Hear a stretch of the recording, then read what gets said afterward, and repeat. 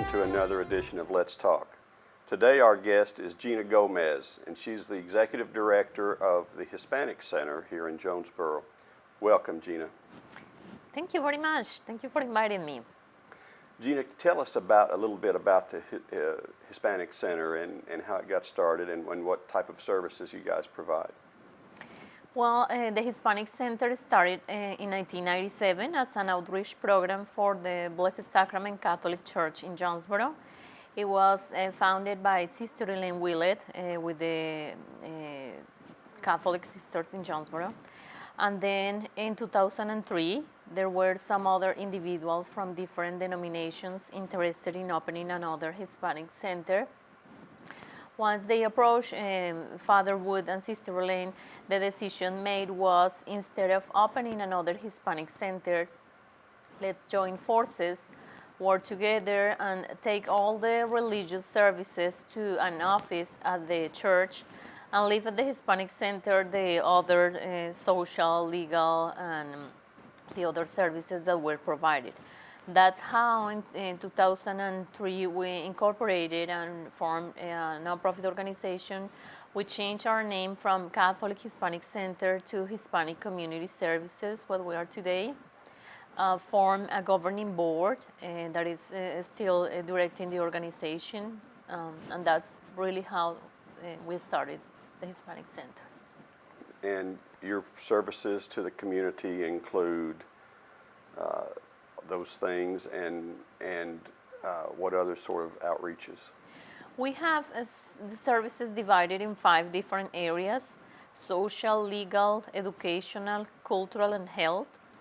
Then under each of those areas, we have different services that we provide to the community.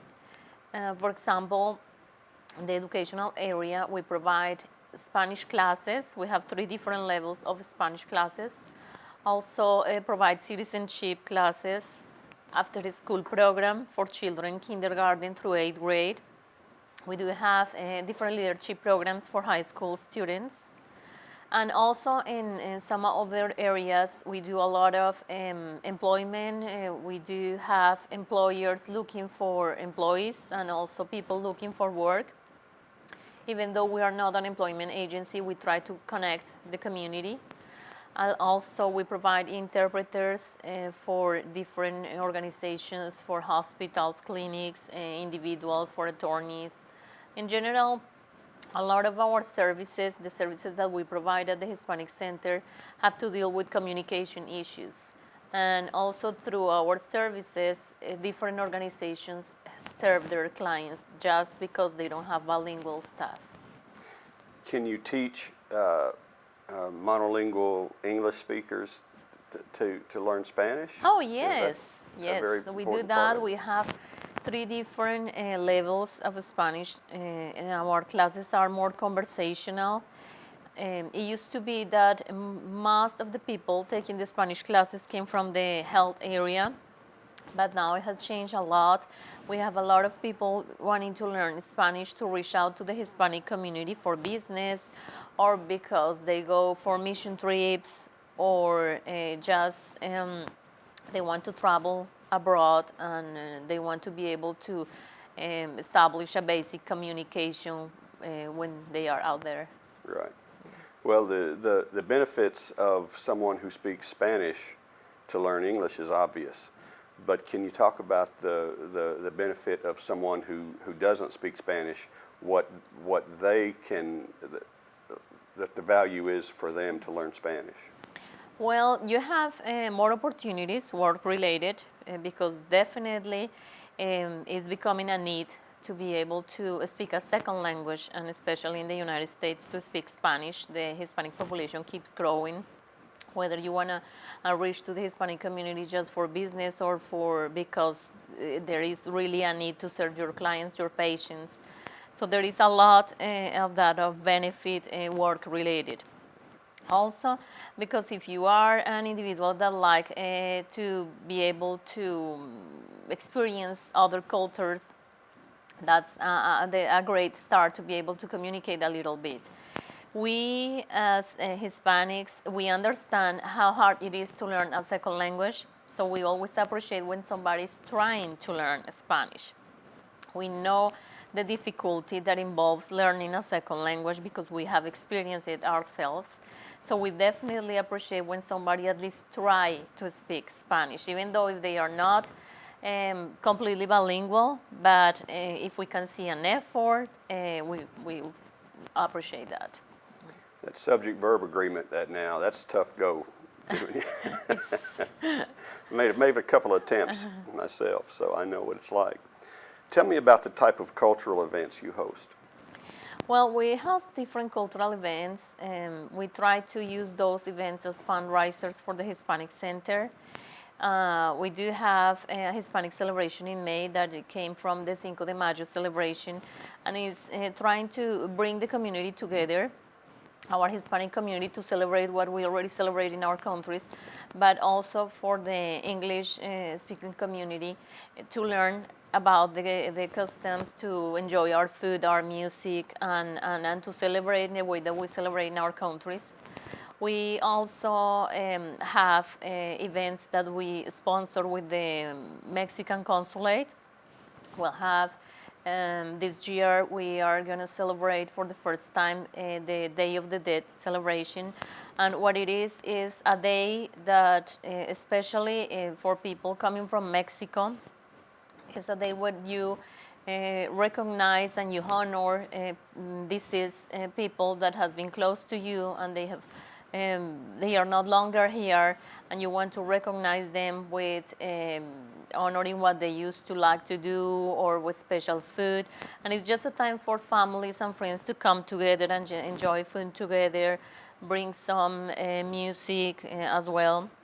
So we are going to have a program around the end of October, where we are going to invite the community to experience the way that we do in our countries, and to learn from that cultural program that is important to us.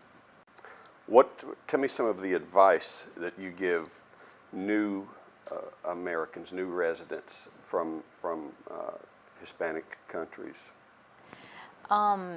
Well, I always advise people to be open-minded, to be ready to learn from another culture, to respect what is already here. It's just that we don't want somebody that come to our country and tell us what to do. We want to incorporate and we want to integrate in a way that is positive for everyone. We want to respect traditions and laws and what is already in existence, but also we want to keep our cultural differences and bring our background and be really proud of what we are there. And I think that is just the key. Respecting each other cultures is a key.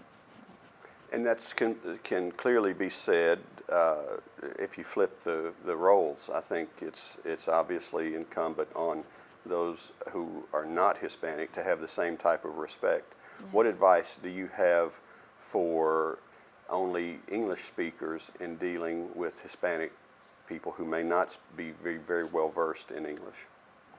Well, as I mentioned before, maybe try to learn a little bit of Spanish. Not trying to impose people that you have to speak Spanish or anything like that, but that is just a plus. Okay. It's just really neat to experience other cultures. And if you are of the ones that have not had the opportunity yet to travel abroad, I will suggest you to do that, or just to learn from people that is already living here, how they do, what are our cultural differences. Every culture is so rich. We have different foods, we have different music, we have all kind of things that you can learn from every culture that you can experience, and I just think that that's wonderful. It is wonderful, and there's nothing better than getting to learn another culture, and I think, tell us a little bit about your background. Where were you born? How has the whole process worked for you? I was born in Bogota, Colombia, South America. Very nice. Colombia, no, Colombia. Colombia, right. And I've been living here in the United States for 17 years now. I came as an international student, living in New Jersey for about 4 months, and then decided to move to Jonesboro with my husband and my daughter to attend Arkansas State University. The initial idea was that it was going to be for about 5 years until my husband graduated, but I started volunteering at the Catholic Church. I have a bachelor in psychology, and I always loved working with the community. So once I started volunteering at the Catholic Church, I got just in love with what I was doing.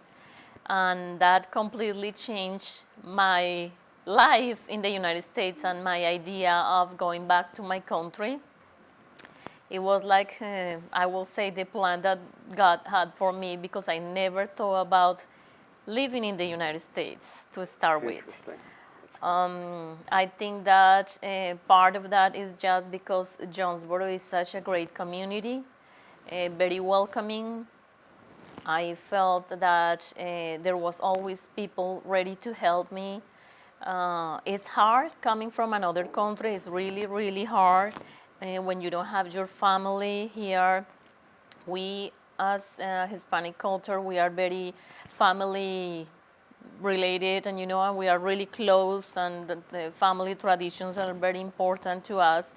So it was really difficult when I first came here, not having my family close to me. I never thought about having my children and not having mom with me and things like that. But I just found my passion working at the Hispanic Center. I was very blessed because the Catholic Church was willing to sponsor my work visa. So I went from international student to have a work visa through the Catholic Church. Then I became a permanent resident about 10 years after I first came to the United States.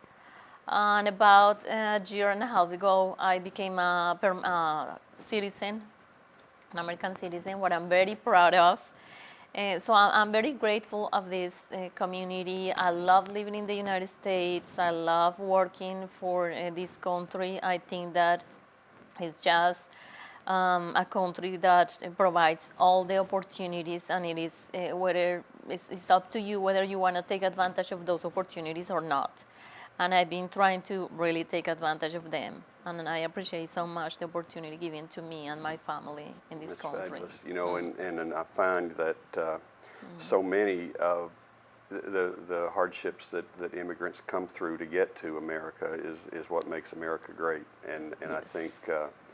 I think the dedication that it takes shows that America is better for all that. And Jonesboro is too. And I think the minority population, the Hispanic population, has grown percentage-wise in Jonesboro through the years, and I think we're better for it.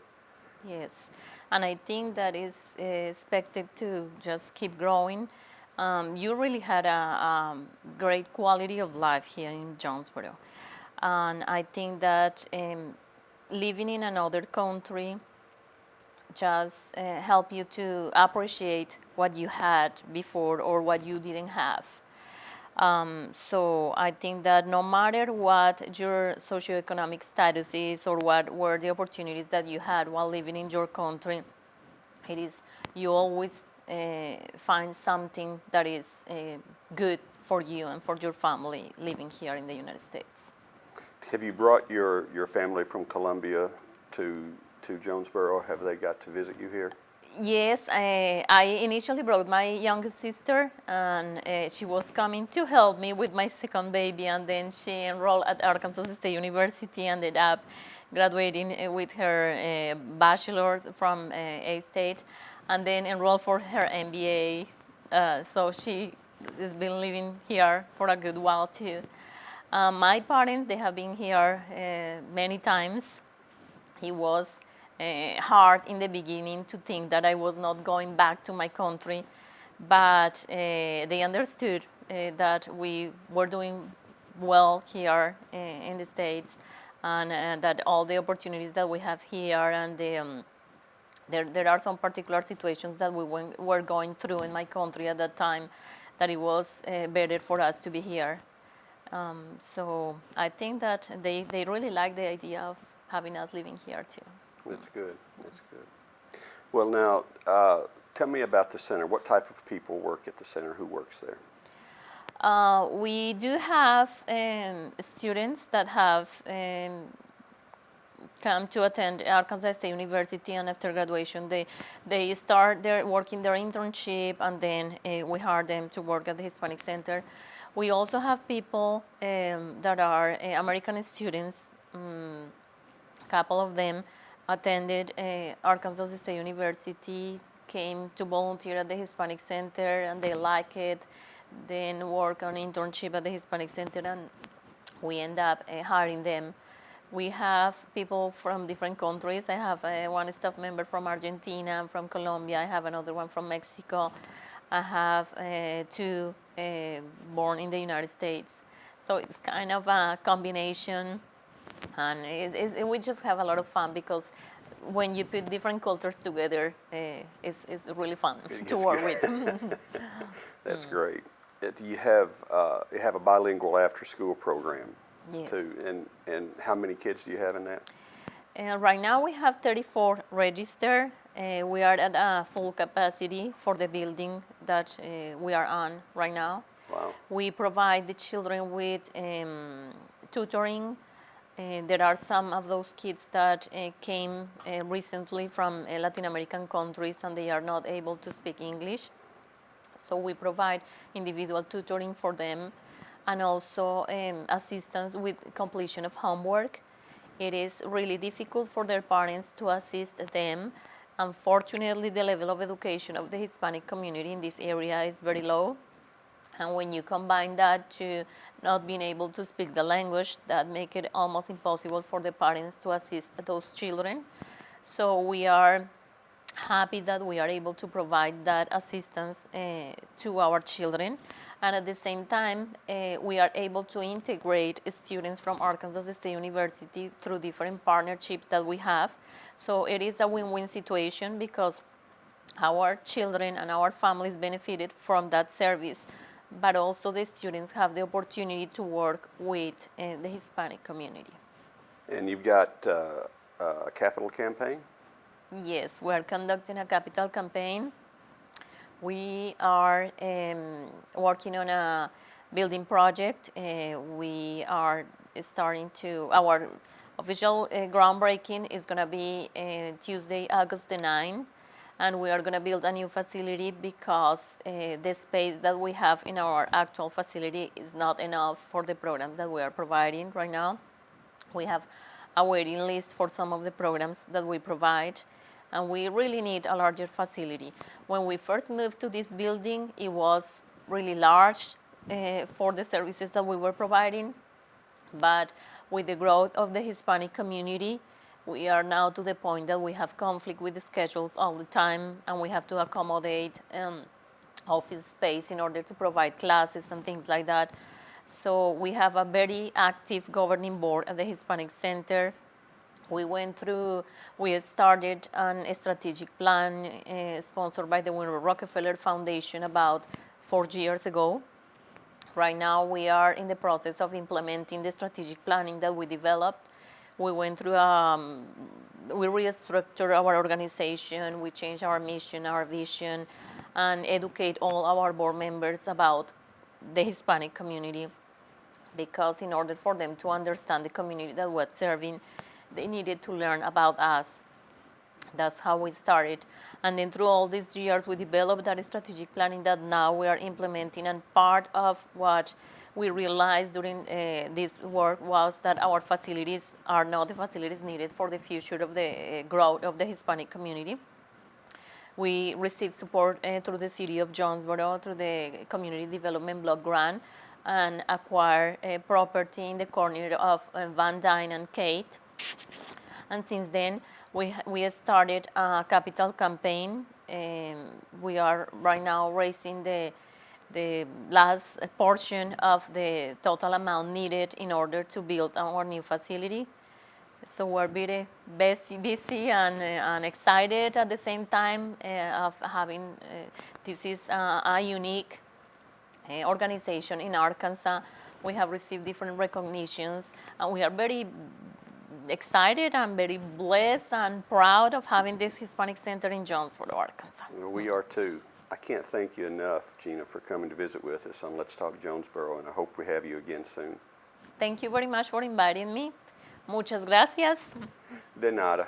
Our next guest is Wixson Huffstetler. He's our Director of Parks and Recreation. Thanks for being with us, Wixson. Glad to be here. Tell us what's going on this summer with Parks and Rec. Oh man, we're busy as normal. Every year it seems like we get more busy.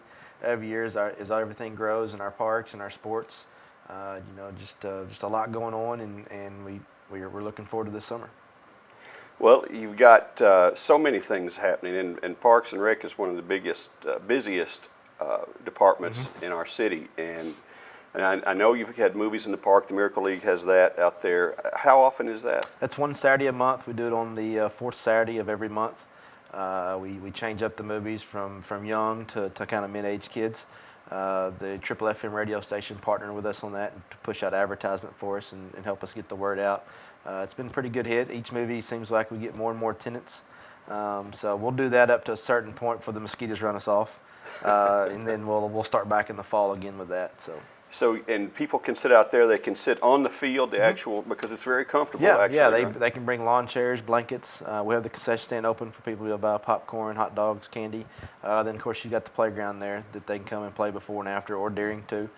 Some of the kids, their attention span's not very long, so they go back and forth. So, but it's been a huge success, and we look forward to promoting it and getting more people out there in the future. That's good. That's the way we do it. That's the way I watch a movie.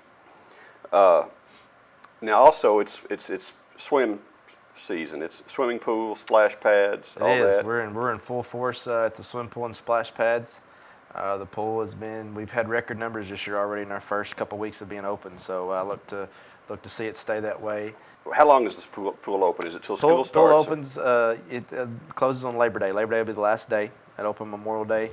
So we get a good 3 months in of recreational swimming, and then you can reserve it for birthday parties at nighttime. And then we also offer swim lessons too. All right. Now, where are the pools and where's the splash pad? One pool is located on West Nettleton. It's where the YMCA used to be. We purchased that property 3 years ago and renovated it, and so it's turned into a very nice pool. The splash pads are at Craighead Forest Park, Allen Park, and Parker Park. Now, baseball is going strong right now. Are we in soccer season? What else is happening? Yeah, baseball is going strong. We're finishing recreational league next week. So rec ball will be done, but tournament ball will last all summer and into the fall. Our numbers have been good so far in our tournaments. I've only had one rain out, which is good for us and for the city. And we average about 50 teams a tournament, which is up from the past 2 years. Some of our bigger tournaments get up to the 80 to 90 teams, which is great for Jonesboro because of the economic impact it brings to the city. So, tell me about the actual way the leagues are run and played. I mean, you've watched this through the years. You probably played on these fields as a kid, huh? Well, not at Joe Mack. I was actually at Northside at the old ballpark. I didn't have Joe Mack, but we don't run as a city. We don't run baseball program. The Jonesboro Baseball Boosters do. I have a seat on the board to help manage it, and it's run very well. They run about anywhere from 900, 1,200 kids in the recreational program, starting at 5 years old to 14 years old. But I suspect the expectations of what is a good field, what is a good place for kids to play, has gotten a little bit higher. Oh, absolutely. Mike Donahue and his crew do an outstanding job out there.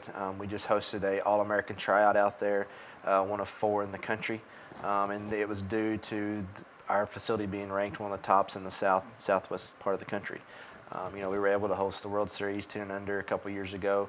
And they're looking to come back here because of our facility is so nice and because it was ran so well. So now, Craighead Forest is also a popular destination this time of year. It is. It's a popular destination just about year round now because there's so much things to do out there. But this time of year, especially towards the end of school, you've got a lot of schools bringing busloads of kids out there to play for a play date and stuff. But we're in the process of building a new trail out there. When it's finished, it'll be 3.2 miles exactly. Every quarter of a mile, there's going to be 4 pieces of outdoor workout equipment that you'll be able to stop and work out if you want to. Every quarter of a mile, or you can go half mile, however. So there'll be 12 stations 48 pieces of workout equipment. Right now we're in phase one. I look to finish phase one within the next 2 weeks probably, weather permitting. Weather's really put us behind this year on this project, but they're actually out there asphalting as we speak today. It's a neat trail. It's got a 300-foot long bridge on this section of it that spans about 8.5 foot high in the air.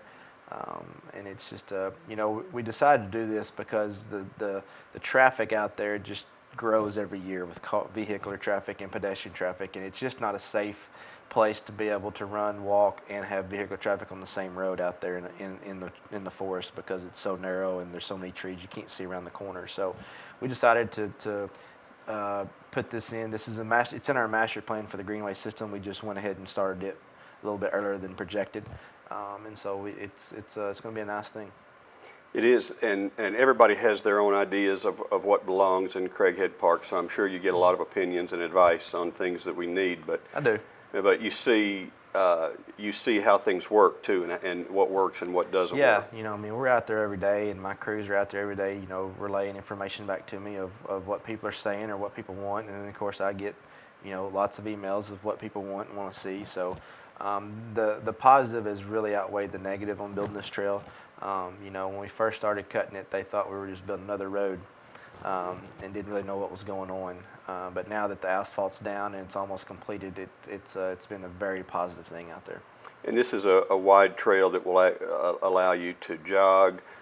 Is it for bicycles too? Yeah, it's for walkers, runners, and beginning to intermediate bikers. The road bikes are going to have to stay on the road because they have high speeds and they go what the speed limit is on the road. So I'll have a lot of signage.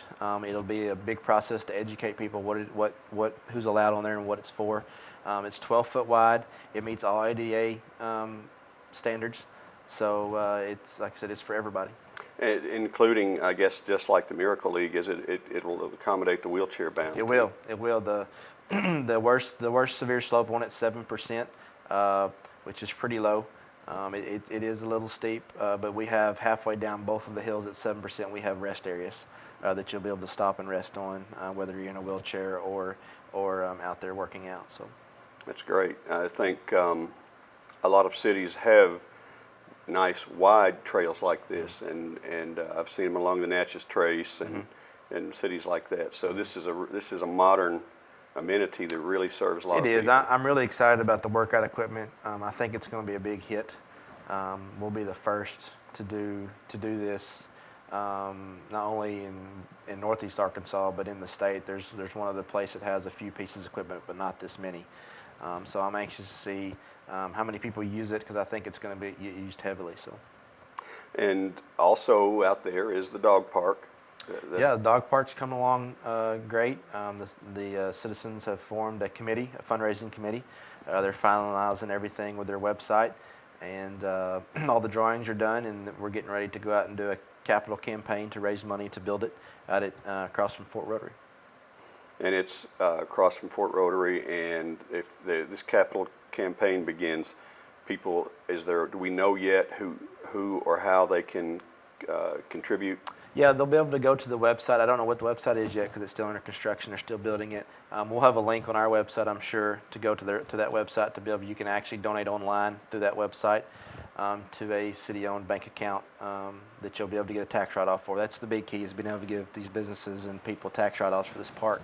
And of course, the Facebook page. I think it's Jonesboro Park Supporters has a Facebook page for it, so all the information will be on that too.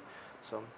And the city Facebook page and our website at jonesboro.org will also we'll keep you abreast on that and all the other things going on with the Parks and Rec in the city these days. Is that about it, Wixson? Any other news? Well, we'll be doing sign up for fall soccer and fall flag football and full tackle football. So just watch the website, watch Facebook, Twitter, and that things. And then, of course, we're in softball right now. Recreational softball's winding down too, and we still have tournaments throughout the year. So. And you have a kids rugby. We have kids league. rugby too. Yeah, everything is listed on our website. There's so many. It's hard for me to remember all of them. But you know, we were very fortunate last year. We ran almost 7,000 kids through our programs. My goodness. You know, and that's that is a lot of kids. First off, to keep up with, but it's a lot to find coaches for. And so, if anybody wants to coach, we love to have people volunteer to coach because we never have enough. So That's a good point. That's good. Hey, thank you for being our guest today. thank you. Hey, and we'll see you next time on the next edition of Let's Talk Jonesboro.